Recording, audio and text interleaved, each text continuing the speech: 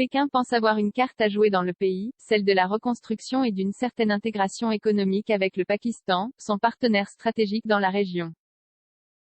Le retrait précipité des États-Unis de Kaboul et la prise de la capitale afghane par les talibans, dimanche 15 août, sont un filon pour la propagande chinoise, aux yeux de Pékin, rien de tel pour démontrer, comme l'a déclaré, lundi, le ministre des Affaires étrangères, Wang Yi, lors d'un entretien téléphonique avec son homologue américain, Anthony Blinken, que l'application mécanique d'un modèle étranger à un pays dont l'histoire, la culture et la situation sont différentes ne peut que conduire à l'échec.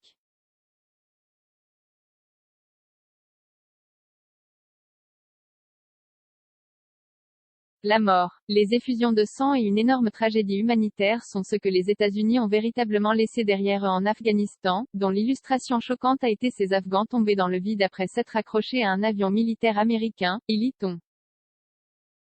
Dans l'inventaire dressé par les médias chinois sur le fiasco américain, tout y passe, l'hubris américain, le gaspillage stratégique, et l'incohérence des présidents successifs.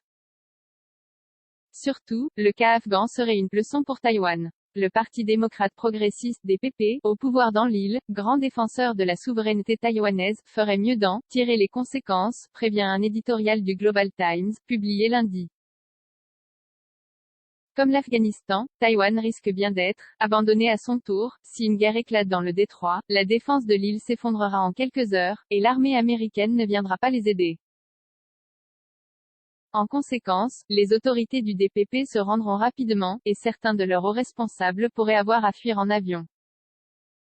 Carte du pragmatisme, pour Pékin, il ne s'agit pas tant d'y croire que de propager ses scénarios triomphalistes dans sa guerre de l'information contre Taipei, des trolls sur les réseaux sociaux, mais aussi certains médias pro-chinois de Taïwan s'en sont largement fait l'écho.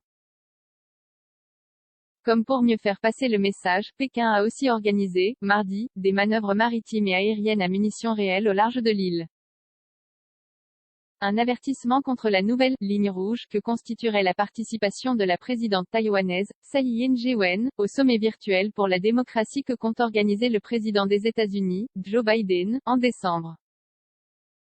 Car, côté américain, le retrait d'Afghanistan avait été présenté, en juillet, par le locataire de la Maison-Blanche, comme un moyen pour l'Amérique de se concentrer sur le renforcement de ses atouts fondamentaux, afin de faire face à la concurrence stratégique avec la Chine et d'autres nations.